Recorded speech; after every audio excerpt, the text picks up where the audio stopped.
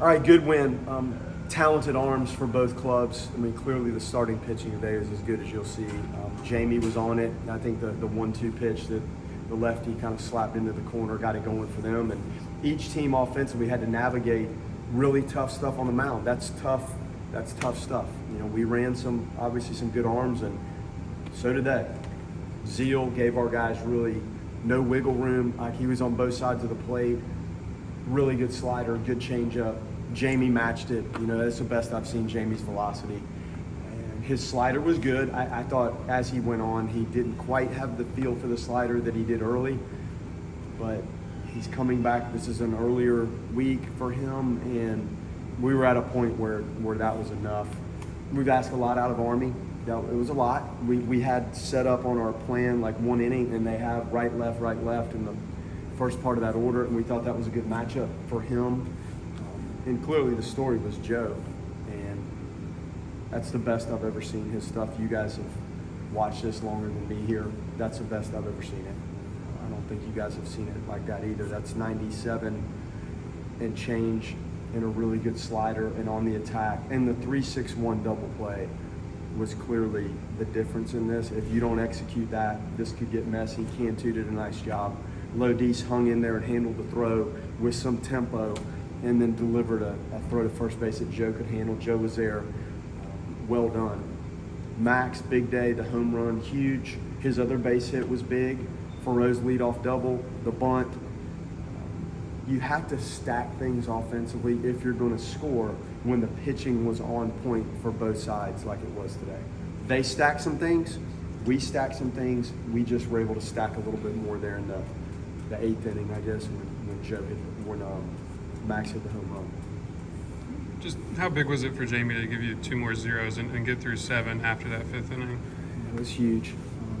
You guys know what we're up against with the pitching right now on the starting side, but the plus of that is we have really good personnel in the bullpen from both sides, righties and lefties, that can help. So him extending this today helps you as you move forward in the series. It helps you a lot. So I'm very proud of him. Like, he's had some bounce back early. It seems like we've played a lot of Thursday games, and it hasn't been just a clean, on-point schedule. He has responded, and he walked out there with the best stuff he's ever had. Joe, it seems like he struggled a little bit with the command at BC that he hadn't done prior so far this season. Just to see him go back out there and then do it in 13 pitches, just how encouraging is that? It's great. The crowd, the environment.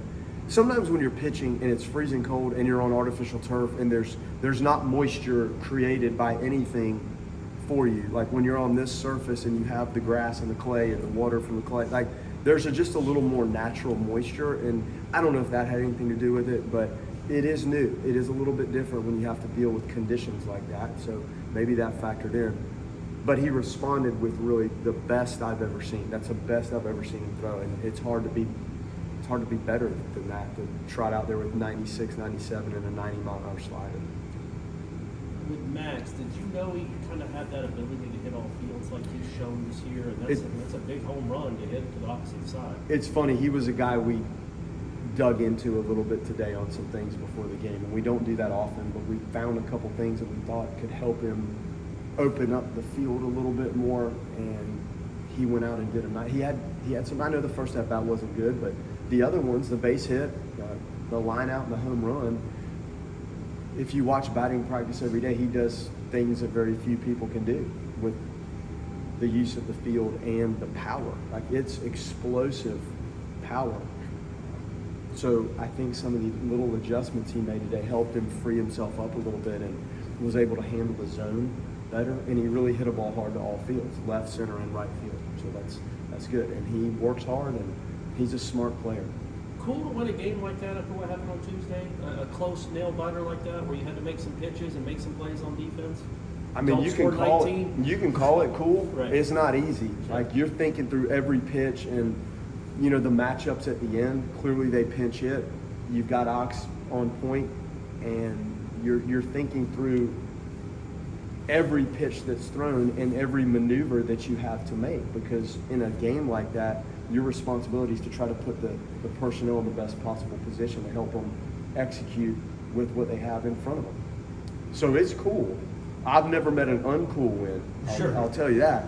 This was tough today, and they're talented and really good. So anytime you can walk out there and find a way to wiggle out a win, and some days that you can bust it open a little bit, but you have to be able to respond and do things in games that are totally different type of game to find a way to win. So yeah, it's cool. It's nice to see the guys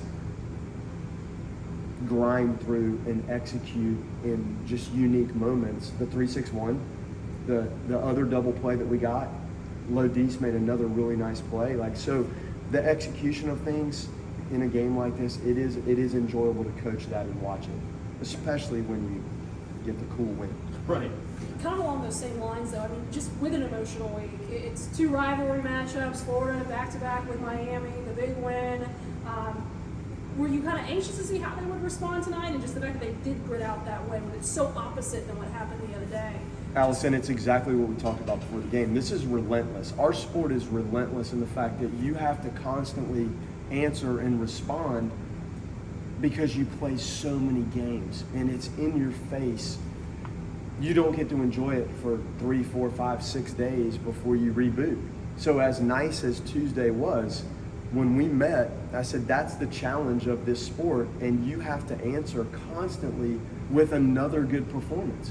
It's relentless, and the only way to stack these things is to have relentless focus on what you're doing one pitch at a time. That's it. This game was totally different. The energy was good, but the guys are still, they're a little gassed. When you look at what we've had to do for the last few weeks of this, and getting back at 2:30 in the morning Monday, that game Tuesday, and now it's Thursday, and here you go.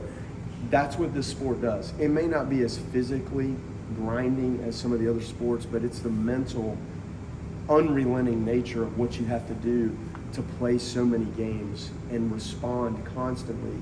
Hopefully you're responding to good things, but clearly there's moments you're responding to negative things that happen personally onto the team. So a great response, a tough win, but I'm proud of the way the guys competed. The Marching Chiefs announced they'll be back Friday. I mean, obviously, these things are happening pretty quick as far as you guys coordinating it, but just how much fun to have them back again. I thought Tuesday night, like I told you, was one of the neatest things I've ever seen at a baseball stadium. It was the neatest thing I've ever seen. I've had some crazy things against me. I don't think I've ever had something like that for me as a coach in a stadium for our team.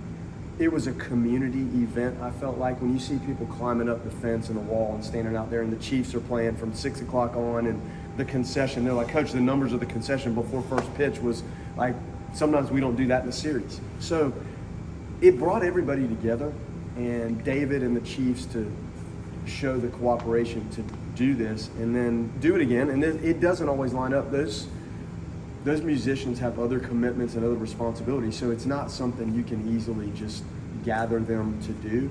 But I thought it was so cool, and it'll be cool again tomorrow, and people will be climbing over the place again to try to get in. And that's really what this is about, and it's for Tallahassee, and the fans create this. Joe Charles and Jamie throwing the way they threw today, it's because of the fans. It's because of the atmosphere, and then you add the Chiefs into it, and it just takes this whole thing to another level.